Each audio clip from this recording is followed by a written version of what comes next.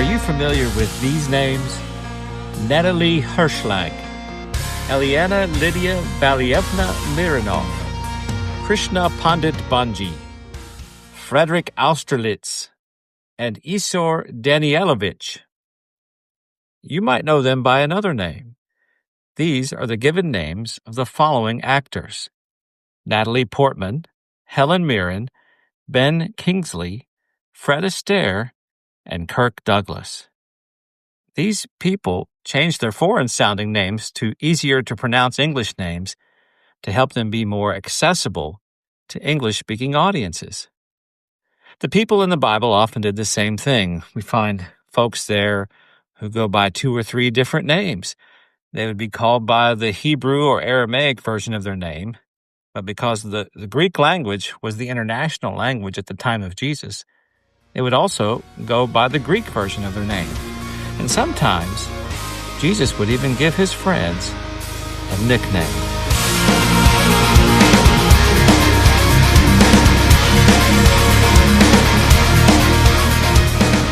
Welcome to Building Mettle, brought to you by Baird & Wilson Sheet Metal. If Jesus gave you a nickname, what would it be?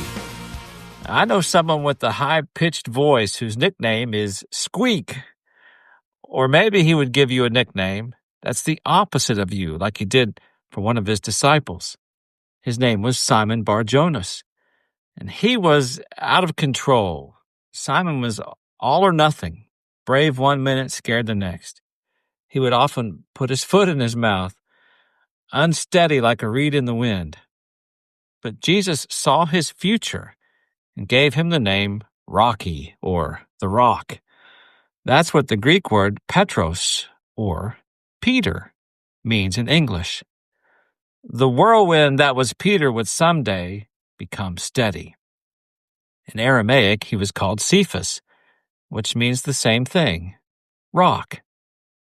Jesus chose 12 men to be his disciples: Simon, to whom he gave the name Peter; James, son of Zebedee, and his brother John, to whom he gave the name Boanerges, which means sons of thunder; Andrew, Philip, Bartholomew, Matthew, Thomas, James, son of Alphaeus, Thaddeus, Simon the Zealot, and Judas Iscariot, who betrayed him.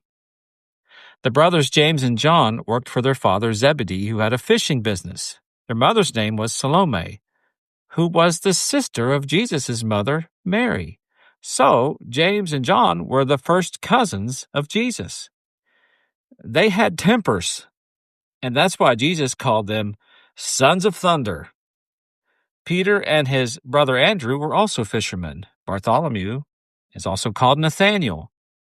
Matthew sometimes goes by the name Levi. Thomas is a twin, so he is called by the Greek word for twin, Didymus. Thaddeus is also identified as Judas, not Iscariot, to show that he is not the Judas who betrayed Jesus. There's an interesting dynamic going on between these men. Matthew was a tax collector who was not someone that people liked because he was either working on behalf of the Roman occupiers or else he was a toll agent of King Herod collecting royal fishing rights fees at the lakeshore in Capernaum. The opposite of Matthew would have been Simon the Zealot. He is a political activist, a revolutionary, and an enemy of Rome. But the fishermen would not have been friendly to Matthew either. Yet Jesus was able to call these men together to leave their jobs, their income, their previous ambitions and vocations that defined their lives and their families' lives, and follow him. And they did. Why would they take such a risk? One day, while Simon was still a fisherman, a large crowd of people gathered on the shore of the Sea of Galilee to hear Jesus speak. Jesus saw an empty boat on the shoreline that belonged to Peter, who had been fishing all night. Peter was washing his nets and wrapping things up when Jesus got in the boat and asked him to push out a little farther on the lake so he could speak to the people from the water where everyone could hear better.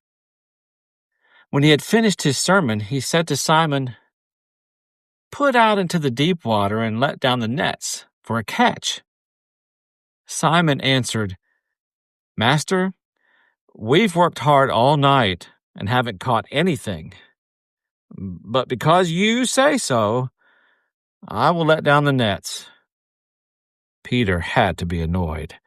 Jesus commandeered the tired fisherman's boat. Then he had to wait with him until he was finished speaking. Peter was probably thinking, "No disrespect, but you're a builder and I'm a fisherman. This is what I do for a living. Maybe you should just stay in your lane, Jesus." But to indulge Jesus, Peter took him out into the deep water in the heat of the day, and they let down the nets. When they had done so, they caught such a large number of fish that their nets began to break. So they signaled their partners in the other boat to come and help them. And they came and filled both boats so full that they began to sink. Now let's do a little math.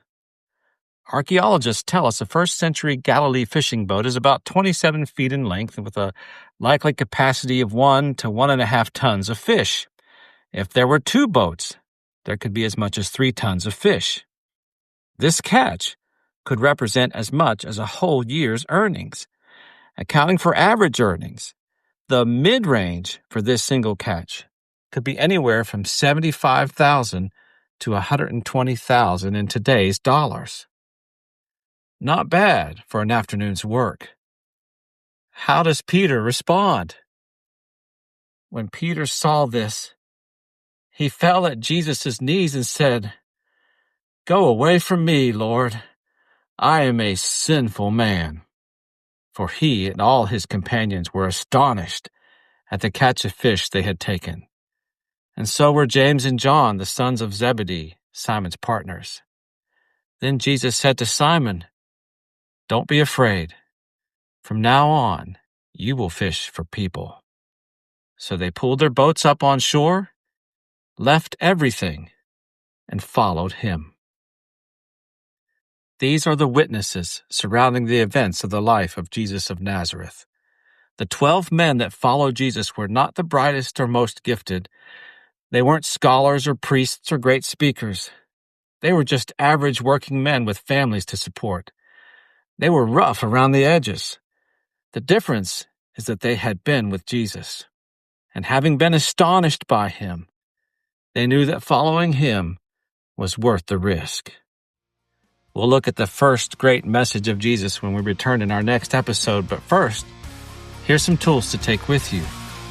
Number 1, seek the perspective of the eternal kingdom of God over temporary divisions and differences. Number 2, when Jesus interrupts your schedule, let him. And number 3, following Jesus leads to astonishing things. We'll be back again in our next episode with more tools from Building Mettle.